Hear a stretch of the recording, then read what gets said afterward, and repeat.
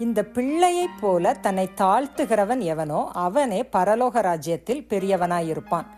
இந்த இடத்துல சீஷர்கள் இயேசுவினிடத்துல வந்து பரலோக ராஜ்யத்தில் எவன் பெரியவனாயிருப்பான் அப்படின்னு கேட்குறாங்க. இயேசு ஒரு பிள்ளையை அழைத்து நடுவே நிறுத்தி, நீங்கள் மனம் திரும்பி பிள்ளைகளைப் போல ஆகாவிட்டால் பரலோக ராஜ்யத்தில் பிரவேசிக்க மாட்டீர்கள் அப்படின்னு சொல்றாரு. சிறு பிள்ளைகள் தங்கள் இருதயத்துல கசப்பு, வைராக்கியம், விரோதம், சண்டைகள், பிரிவினைகள், மன்னிக்க முடியாத தன்மைகள், இப்படிப்பட்டவைகள் எதுவும் இல்லாமல் இருதயத்தில் சுத்தம் உள்ளவர்களாய் இருக்கிறது போல நாமும் இருதயத்தில் சுத்தம் உள்ளவர்களாய் இருக்கிறோமா? சிறு பிள்ளைகள் தங்களை தாழ்த்துகிறது போல நம்மால் நம்மை தாழ்த்த முடிகிறதா? கர்த்தர் உங்கள் பாவங்களை உங்களுக்கு மன்னித்து மறந்து அதை நினையாதிருக்கிறது போல பிறர் உங்களுக்கு செய்த தீமைகளை மன்னித்து மறந்து சமாதானமாய் அவர்களோடு இருக்க முடிகிறதா?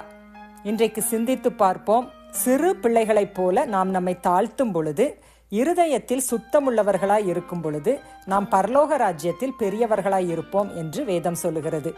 இருதயத்தில் சுத்தமுள்ளவர்கள் பாக்கியவான்கள், அவர்கள் தேவனை தரிசிப்பார்கள். God bless you all.